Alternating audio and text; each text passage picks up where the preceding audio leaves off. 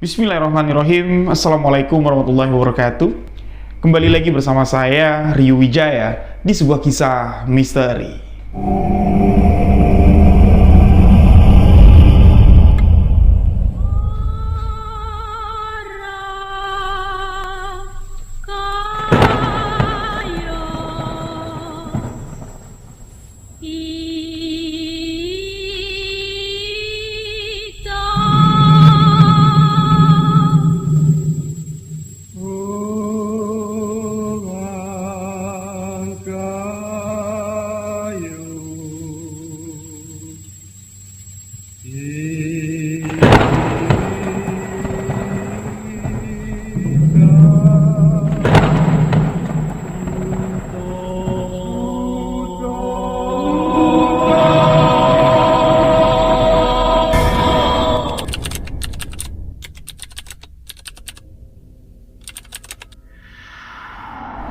Terima kasih untuk sahabat yang telah mengklik video ini.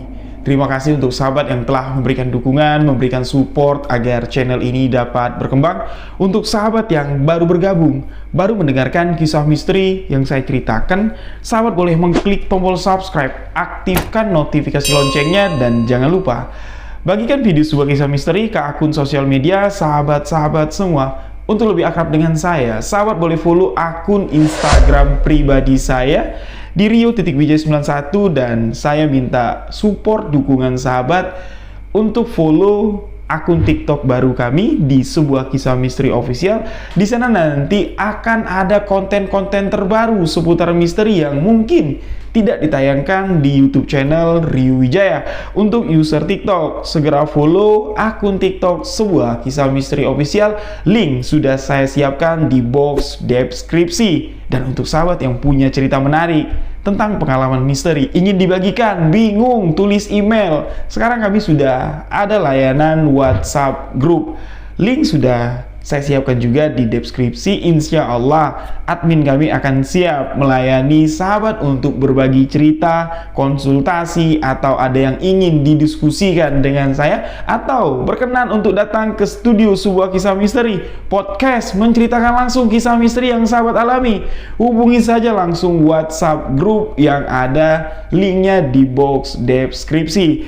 Nah, untuk sahabat yang masih ingin menulis cerita untuk dibagikan, boleh ke email juga boleh. Tuliskan cerita lalu kirimkan ke alamat email sebuah kisah misteri@gmail.com. Insya Allah kisah kiriman sahabat akan saya bawakan di video sebuah kisah misteri selanjutnya. Dan di video kali ini sedikit ada perkembangan dari channel Rio Wijaya, dan insya Allah perkembangan ini akan selalu konsisten.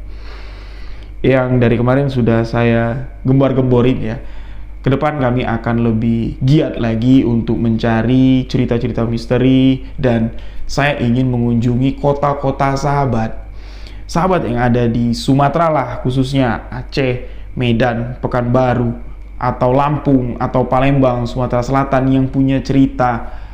Bisa saya datangi langsung kalau memang sahabat berkenan, dan saya minta referensi sahabat-sahabat di mana tempat yang bisa kita jadikan konten penelusuran dengan segmen jalan-jalan malam. Rekomendasikan saja, hubungi langsung admin kami. Insya Allah di bulan 6 dan insya Allah realisasi di bulan 7 ya, kami akan bisa menyambangi kota-kota sahabat untuk menggali cerita misteri secara langsung.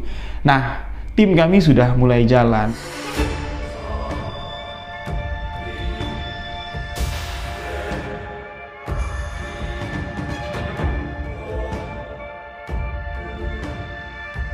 Kami mulai menelusuri sedikit demi sedikit sudut dari kota Jambi, dan dapatlah kisah misteri yang akan saya bagikan di video kali ini, yang mana laporan awal dari admin kami, Bang, di salah satu daerah nih, tidak bisa saya sebutkan nama daerahnya, masih di wilayah kota Jambi, ini ada cerita warga tentang ritual pesugihan. Wow, saya bilang keren nih, ritual pesugihan apa?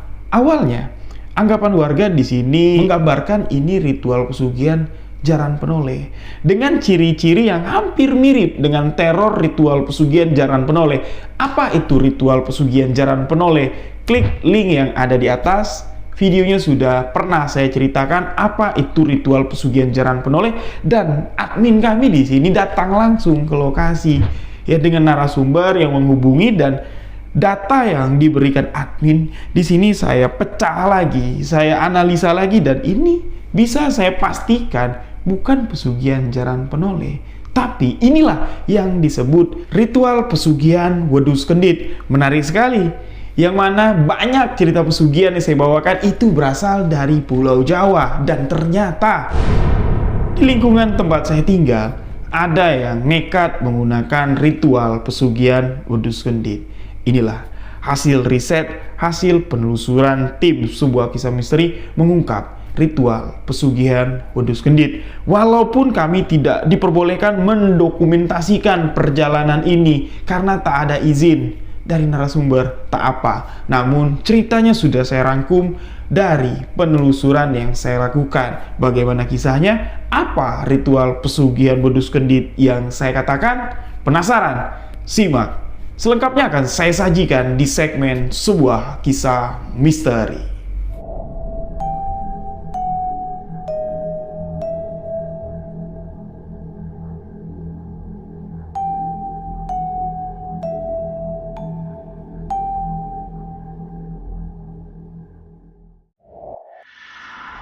Satu minggu yang lalu, salah satu anggota tim Sebuah Kisah Misteri, admin dari tim Sebuah Kisah Misteri, mendapatkan WhatsApp dari salah satu warga Jambi yang ingin menceritakan sebuah kejadian misteri yang terjadi di keluarganya. Singkat cerita, admin kami menelisik apa yang ingin diberitahukan ya, atau ingin diceritakan oleh narasumber yang beliau tak ingin disebutkan namanya.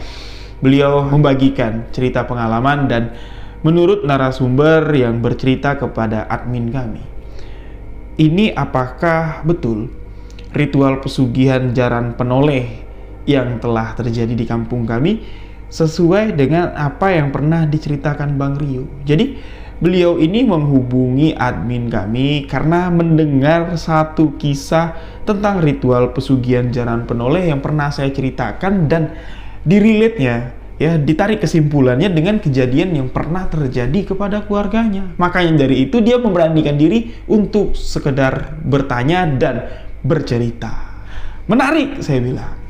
Saya minta admin menghubungi narasumber langsung dengan saya. By phone kami pun saling mendengarkan cerita. Beliau menceritakan apa yang terjadi, dan saya menceritakan tentang apa yang sebenarnya terjadi menurut sudut pandang saya sebelum saya langsung turun ke lokasi. Berhubung lokasi tempat narasumber ini tidak terlalu jauh dari tempat tinggal saya yang ada di Desa Pijuan, Muaro Jambi, Provinsi Jambi, kurang lebih sekitar 2 jam lah. Dengan motor, saya pun langsung turun ke lapangan, berjanji tepatnya 1 minggu yang lalu lah. Pas di malam Jumat yang lalu. Ini kan malam Jumat, saya take ini. Nah, malam Jumat yang lalu lah, saya bertemu langsung dengan narasumber, bertemu langsung dengan keluarga, dan beliau menceritakan sebuah kejadian misteri yang memang ini terjadi sudah cukup lama, kurang lebih sekitar 11 tahun yang silam. Walaupun sudah lama 11 tahun yang silam, kejadian ini sempat menghebohkan warga. Diceritakan seperti ini, Bang Rio, abang pernah menceritakan kisah tentang pesugihan jaran penoleh yang mana teror dari pesugihan jaran penoleh sebelum menjemput arwah atau menjemput tumbal dari pesugihan jaran penoleh ini, itu terdengar suara langkah kaki kuda, dan almarhum yang meninggal ini itu diteror dengan sosok penampakan hewan berbentuk kuda, berwarna hitam, itu tubuhnya setengah manusia setengah hewan, dan suara-suara aneh, suara ringkikan kuda itu nyata sekali dirasakan almarhum dan anggota keluarga yang tinggal serumah dengan almarhum.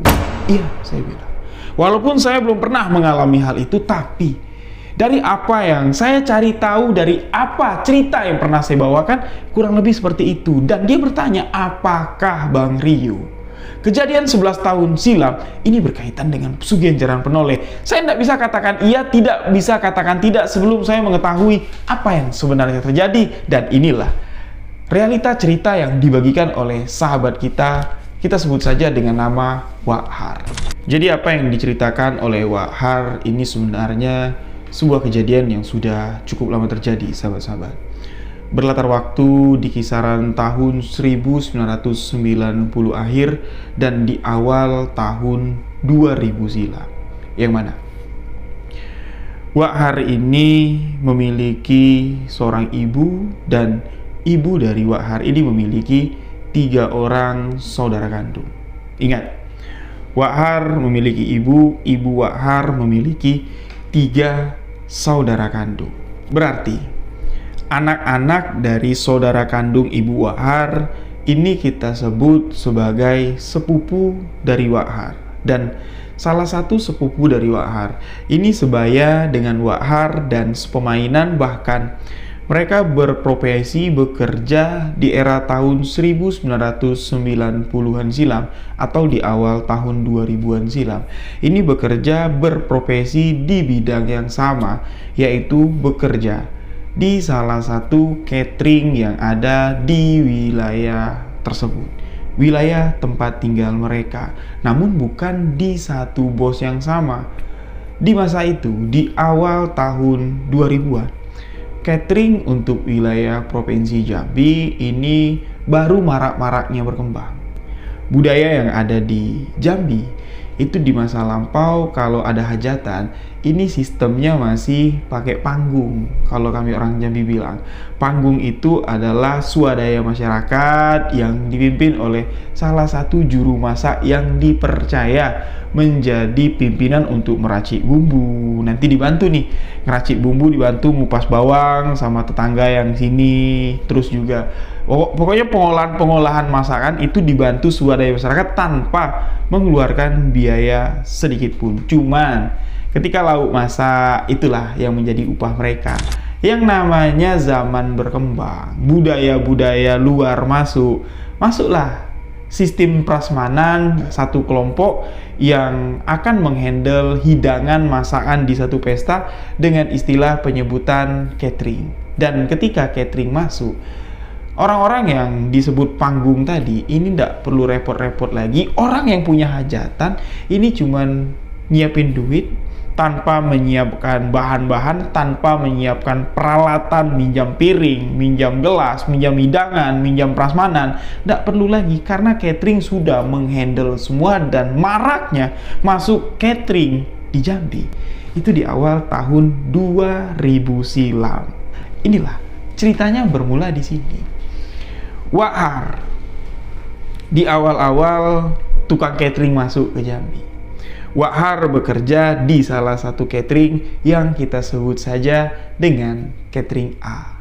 Sepupu dari Wak Har yang sebaya dengan Wak Har, seorang laki-laki pula, ini bekerja di catering B. Boleh dikatakan pada masa perkembangan zaman catering masuk.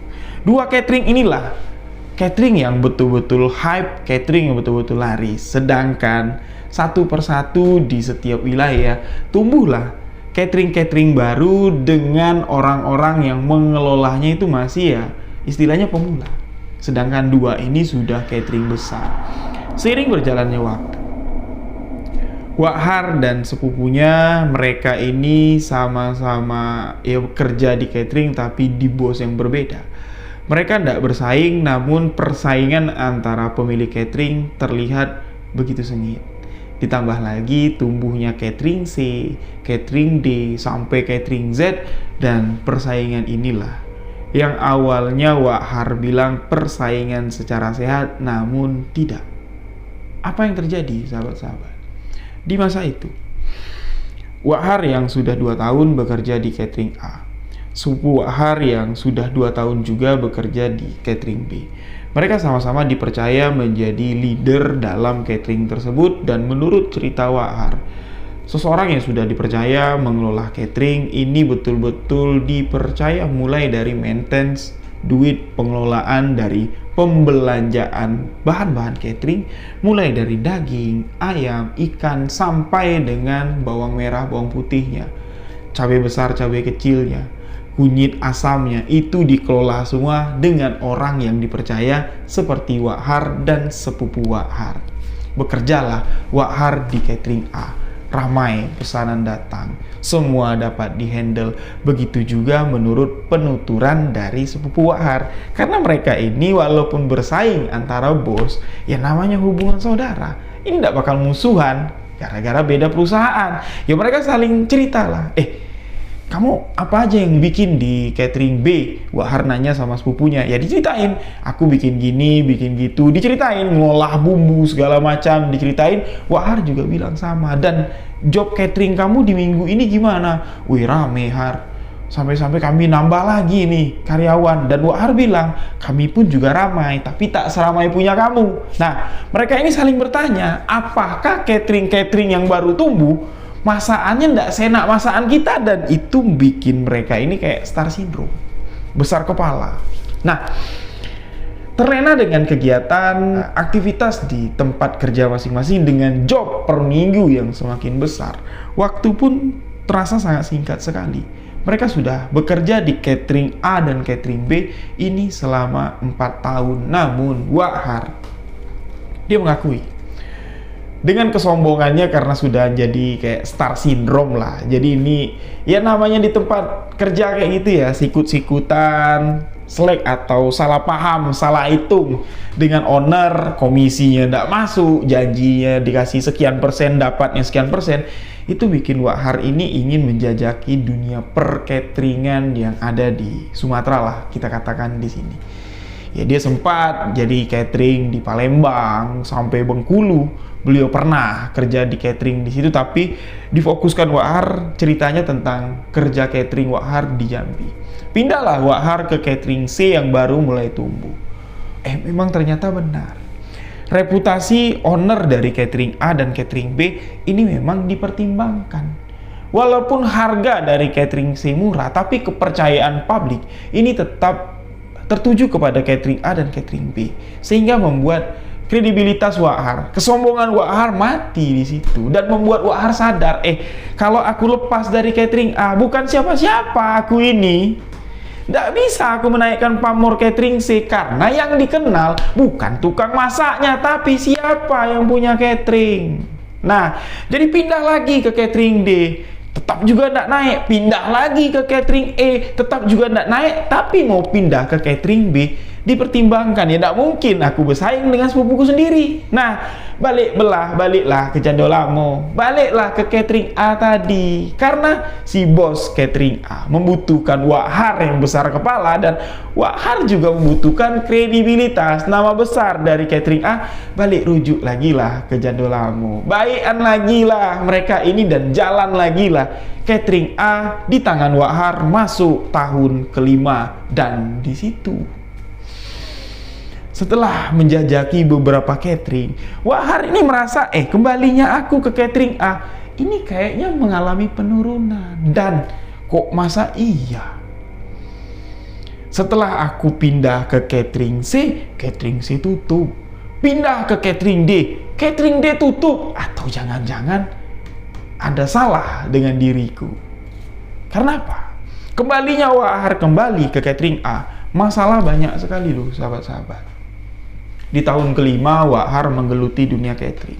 Sedangkan Wak Har bertanya dengan sepupunya, gimana catering B? Rame Har, sampai kami keluar kota diundang orang. Wih hebat. Sedangkan aku di luar kota aja nggak dipakai orang. Masa iya kalian keluar kota? Iya, kalau mau ikut ayo sini. Enggak lah, biarlah kamu yang di sana, aku di sini. Aku sudah balik ke catering A. Ya udah syukur. Tapi Wak Har bilang, masa iya? Kemarin kami dapat komplain, masakan yang ku masak cepat basi, rendang yang ku bikin, dagingnya mentah. Loh kok bisa kayak gitu Har? Hati-hati, mungkin ada persaingan. Lah itulah yang kupikirkan. Jadi pembicaraan adik-beradik atau satu pupu ini ya menjurus tentang kejadian-kejadian aneh di dapur ketika mereka masak membuat makanan catering, yang mana pada awalnya Wak Har nggak tahu ya kenapa dia apes, dia sial, dan kenapa keberuntungan yang sangat besar ini bisa didapat oleh sepupunya. Wak Har masih berpikir, ya mungkin karena keegoisanku pindah, jadi aku nggak konsisten, dan jadi aku nggak fokus masak. Ya kembalinya aku ke catering A, kaget, shock lagi dengan cara masak yang lama, dan masakannya pun jadi meleset. dan menyebabkan kerugian untuk owner dari catering A. Banyak komplain. Jadi banyak pelanggan tidak puas dan singkat cerita, kejadian-kejadian tak masuk akal yang dialami Wak Har. Seperti komplain makanan yang dihidang pagi, menjelang siang, itu semuanya sudah busuk. Nggak layak makan lagi nasi yang ditanak. Kalau nggak kelembean, itu masih mentah. Rendang yang dimasak, dagingnya sealot sendal. Alot, nggak bisa dimakan. Nggak sesuai dengan apa yang biasa dimasak Wak Har, dan semua itu disalahkan oleh si pemilik. Itu tanggung jawab Wak Har dan si pemilik. Dengan kerugian balikin duit orang kalau ndak dikasusin untuk menjaga nama baik, habislah aset atau modal usaha catering A. Dan singkat cerita, catering A rungkat, tutup. Yang mana di saat catering A tutup, catering C, D, dan sampai catering Z lah saya katakan, semuanya mengalami penurunan, sedangkan catering B naik di atas angin. Orderannya semakin menggila, boleh dikatakan di satu wilayah tersebut di setiap minggu 10 acara ngantenan, 10 order ke catering B, sampai membuat sepupu dari Wak Har kecapean dan tiba-tiba saja meninggal dunia. Yang mana kepergian sepupu dari Wak Har awalnya di sini karena kecapean. Nggak terfikir kalau kejadian-kejadian aneh yang dialami Wak Har dan dialami keluarga sepupu Wak Har sebelum almarhum menghembuskan napas terakhir ada kaitannya dengan sesuatu yang menyebabkan catering A rungkat, catering D rungkat, catering D rungkat, dan kesialan yang dialami Wak Har. Tiba-tiba masak rendang-rendang mentah, masak nasi-nasi mentah. Nggak terfikir ada kaitannya dengan arah situ sebelum sebuah kenyataan dialami langsung Wak Har ketika bergabung ke catering B. Apa itu?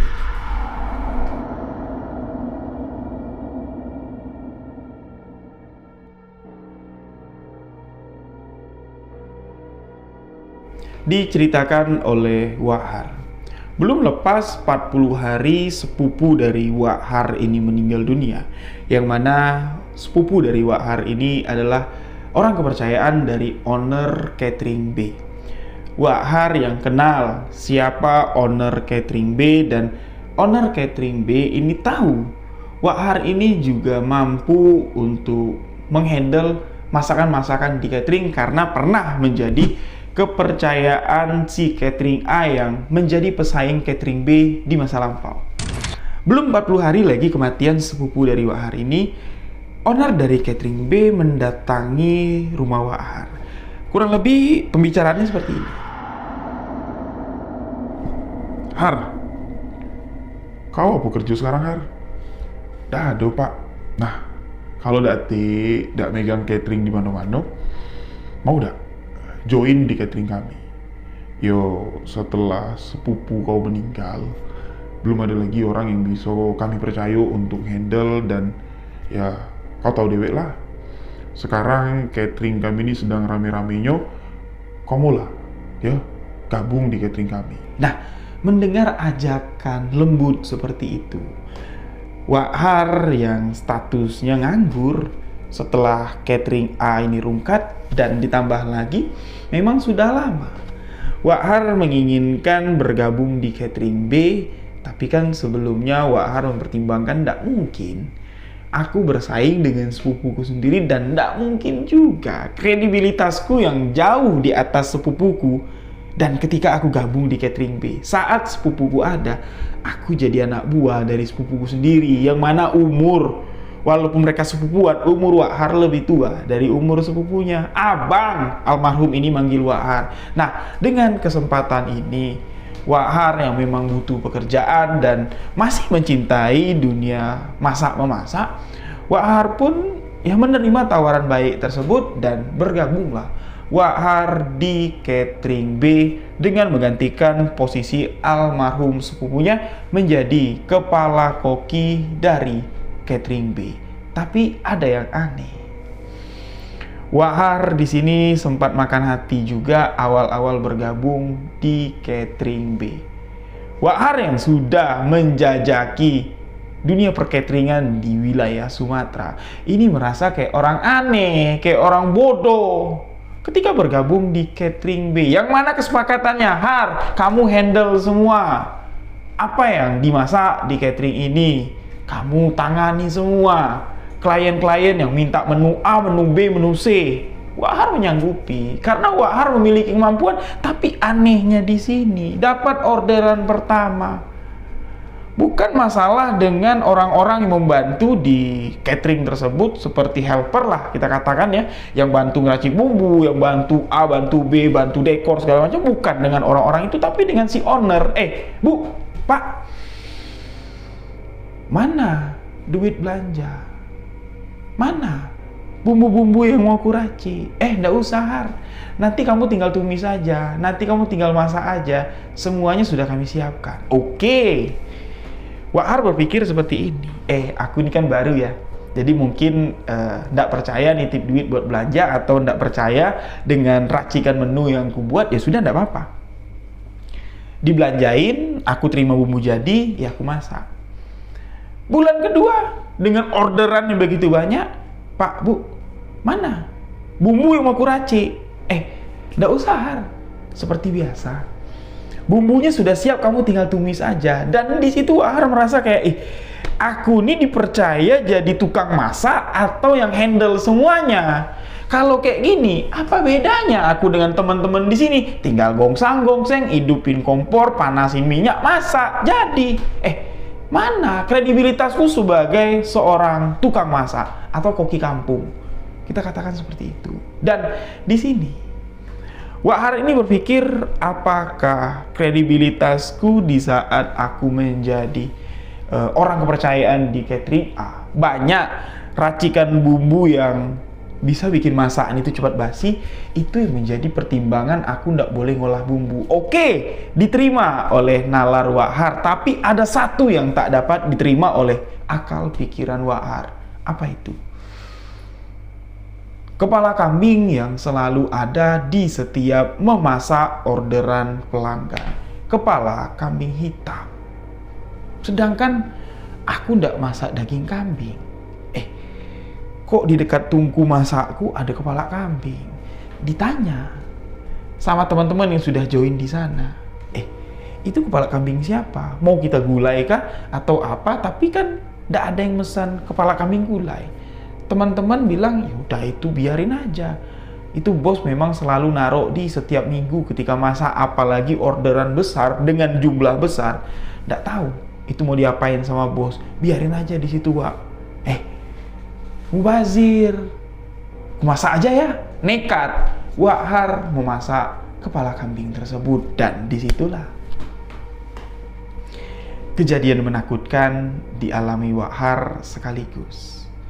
Kesalahan yang dilakukan Wahar di sini merupakan jalan Allah untuk membuka apa yang tersembunyi, misteri di balik catering B yang pelanggannya ramai dan bisa membinasakan pesaing-pesaing bisnis dalam dunia percateringan. Dari kesalahan yang dilakukan Wahar memasak kepala kambing hitam yang ada di dapur tanpa meminta izin kepada owner pemilik catering B.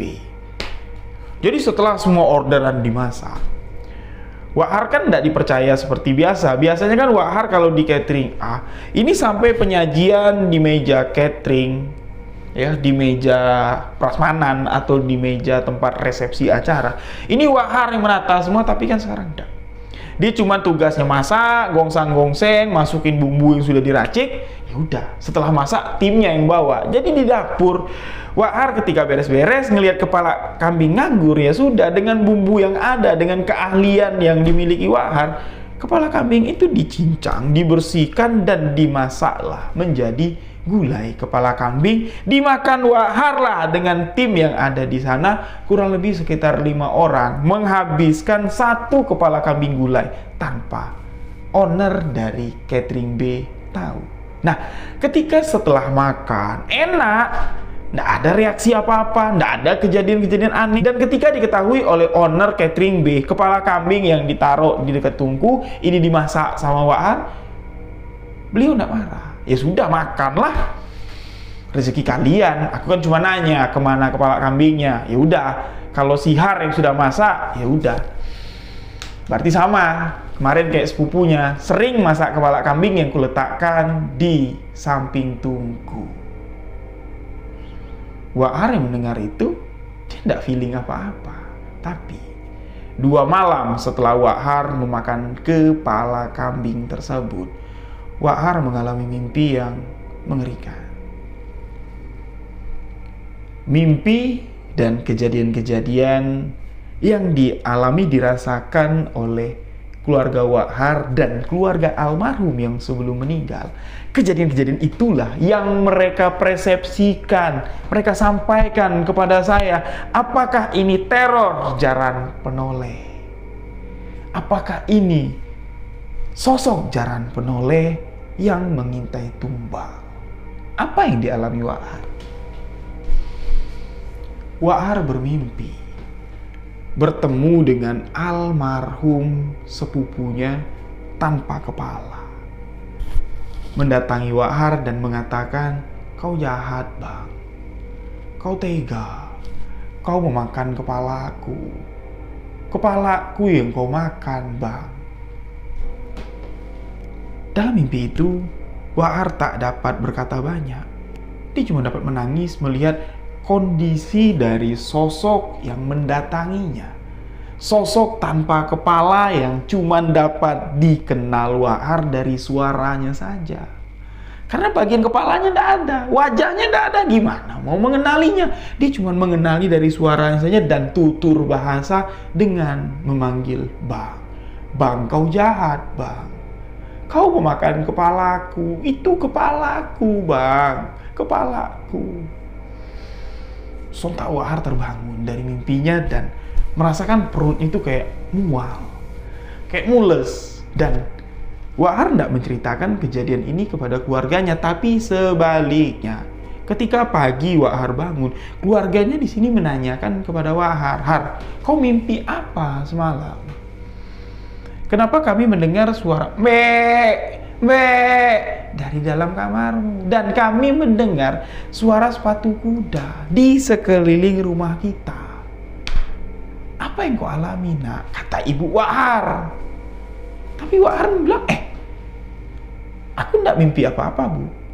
Aku tidak merasa terjadi apa-apa. Karena beliau ini ingin menutupi kejadian yang sebenarnya. Disitulah ibu Wak Har mengatakan, Nak, ingat, almarhum sepupumu yang belum 41 hari meninggal di rumahnya mengalami kejadian yang seperti ibu alami semalam.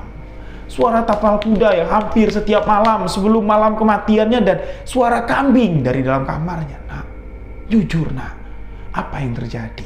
Sontak Wak Har terduduk lemas, dan di pagi itu niat hati ingin menyembunyikan kejadian ini. Wak Har patut menceritakan karena ketakutan yang dirasakannya. Apa yang diceritakan Wak Har sama persis dengan apa yang terjadi kepada almarhum sebelum meninggal.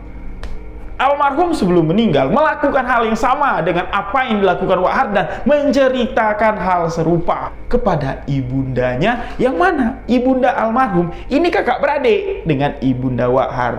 Mengatakan seperti ini, "Bu, semalam aku bermimpi ditemui orang, palanya tidak ada, dan orang itu mengatakan, 'Hei, tega kau makan kepalaku. Hei, apa yang kau rasakan makan kepalaku?' Hah? Sama, Nak, sama. Jangan-jangan itu petanda. Petanda apa, Bu?" Nah, disitulah mereka mulai mencari tahu. Dan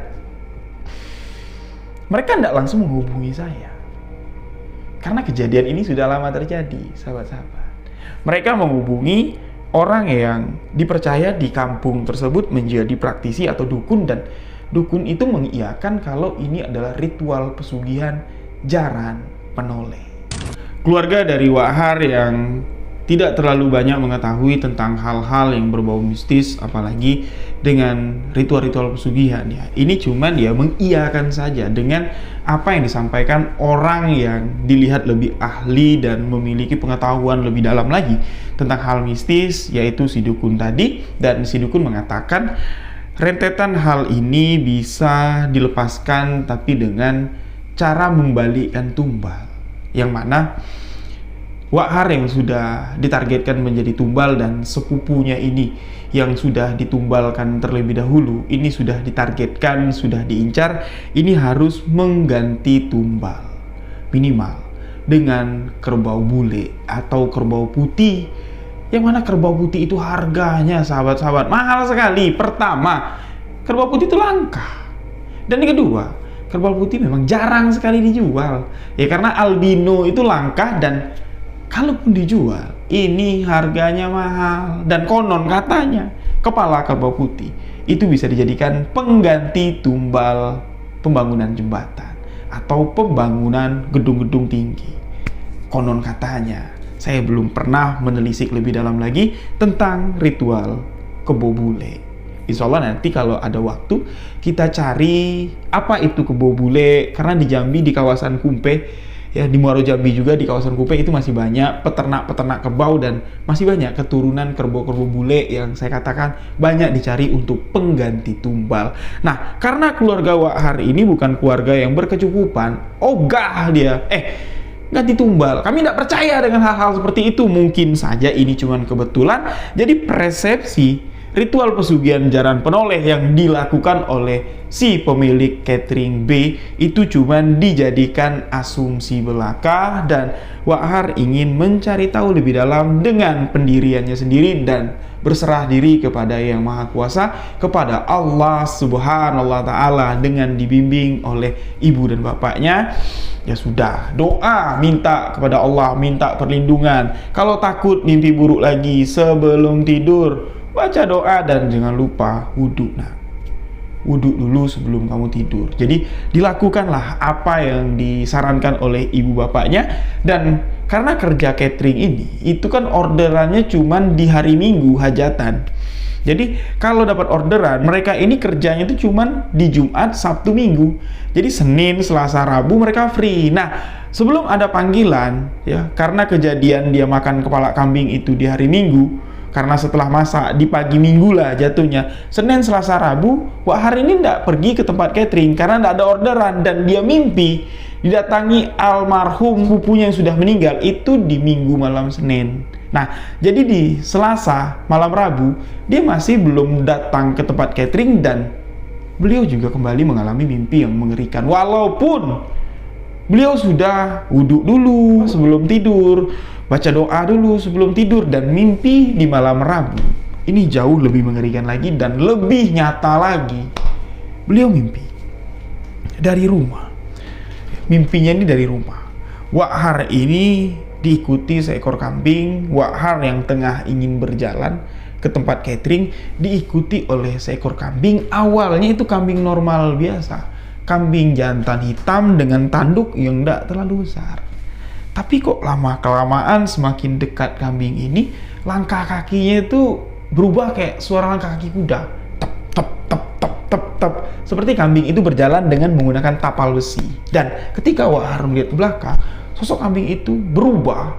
Kambing dengan ukuran yang jauh lebih besar dengan ukuran kuda, dengan tanduk menjulang ke atas tinggi, dan kambing itu memiliki taring. Kambing itu polos, berwarna hitam, tak ada sehelai pun bulu putih, bahkan di bagian mata kambing tersebut tidak ada warna putihnya, hitam gelap semua. Kambing itu mengembek bagaikan embekan yang mengguncang wilayah tersebut. Sekali kambing itu mengembek, sekujur bulu roma dari tubuh Wak Har di dalam mimpi itu berdiri, dan Kambing itu mengejar Wak Har seakan-akan ingin memakan Wak Har hidup-hidup. Berlarilah Wak Har dari rumah dengan tujuan ingin datang ke tempat catering, ingin masak di hari itu di dalam mimpi. Berlarilah ke tempat catering dan sesampainya di tempat catering, Wak Har melihat aktivitas di tempat catering itu ya berjalan seperti normal. Pada umumnya teman-teman Wak Har ini sedang numis bumbu di wajan besar, di kuali besar, dan Wak Har berlari minta tolong, tapi semua orang yang ada di sana seakan-akan tidak melihat Wak Har, tidak melihat sosok kambing besar yang menakutkan itu. Sampai di mana Wak Har berdiri minta tolong dengan teman-temannya yang ada di samping wajan besar yang tengah menumis bumbu. Mereka yang sedang sibuk dengan aktivitasnya, dipegang baunya sama Wak Har, digoyang-goyang minta tolong. Jo, tolong Jo, tolong, ada kambing Jo, kambing hitam mau makan aku. Tapi mereka sama sekali seakan-akan tidak mendengar, tidak merasakan digoyang-goyang bahunya sama Wak Har. Dan ketika Wak Har di tengah-tengah, di dekat antara tungku dengan tempat meracik bumbu, Wak Har melihat nampan yang biasa diletakkan oleh bos, owner, pemilik catering. Nampan yang berisi kepala kambing seketika berubah. Kepala kambing itu berubah menjadi kepala almarhum sepupu Wak Har. Dan seketika kambing yang ada di belakang Wak Har ini berubah menjadi kambing kecil lagi, dan tubuhnya ini berubah menjadi tubuh manusia berkepala kambing hitam. Sembari tubuhnya masih berbentuk kayak dua telapak tangan di tanah, dua dengkul menjadi telapak kaki belakang seekor kambing, dan berkata kepada Wak Har, "Har, kau yang selanjutnya. Har, kau tak bisa lari. Kau yang selanjutnya." Disitulah Wak Har terbangun dari mimpinya, terbangun di dunia nyata, dan di samping Wak Har itu berdiri sosok tubuh tanpa kepala yang merintih, menangis, mengatakan, "Bang, pergi bang, pergi jauh bang, pergi bang, pergi jauh." Dan ketika Wak Har berteriak minta tolong, sosok itu seketika menghilang. Keluarga Wak Har di sini datang di malam itu menanyakan, karena Wak Har ini maaf ya sampai terkencing di atas tempat tidur.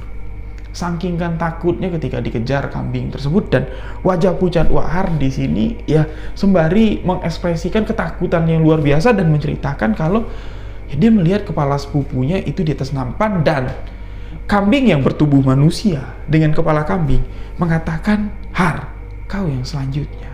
Kau tidak bisa lari." Dan ketika bangun, sosok almarhum sepupunya itu berdiri di samping Wak Har dan menyarankan, "Pergi bang, pergi jauh bang, pergi jauh." Apa yang terjadi?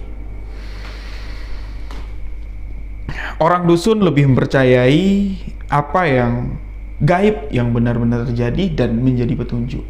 Jadi bahasa kami untuk memahami kode alam, alam jangan ditentang, batin itu dulur tertua. Jadi kata batin yang berkaitan dengan sesuatu yang mistis, kode alam yang bisa dijadikan patokan realistis ke depan apa yang terjadi, itu jangan ditentang. Kalau ditentang, petako bala tak terhindar lagi. Jadi apa yang terjadi yang dialami mimpi oleh Wak Har dikaitkan dengan penampakan gaib dari Korin almarhum yang memperingatkan, "Lari bang, lari keluar bang." Itu kode alam yang tak dapat ditentang, karena gaib jangan ditentang. Keluarga Wak Har pada malam itu juga membawa Wak Har keluar dari Provinsi Jambi, menyeberang ke luar dari Pulau Sumatera. Wak Har dibawa ke Pulau Jawa. Wak Har dibawa ke ibu kota Jakarta untuk menghindari teror dari sosok kambing tersebut, yang mana pada saat itu misteri teror apa, pesugihan apa yang dilakukan oleh si pemilik catering ini masih dipercaya, masih dikaitkan dengan pesugihan jaran penoleh. Dan ketika bertemu dengan saya lah di beberapa waktu yang lalu, mereka baru sadar, mereka baru mengetahui Wak Har yang hampir mati jadi tumbal pesugihan ini ternyata bukan ditargetkan jadi tumbal pesugihan Jaran Penoleh, melainkan ritual pesugihan Wedhus Kendhit. Kenapa saya bisa mengatakan itu ritual pesugihan Wedhus Kendhit? Karena kejadian serupa hampir pernah saya lakukan. Sahabat-sahabat sudah pernah mendengar cerita pesugihan Gunung Kemukus yang hampir saya lakukan.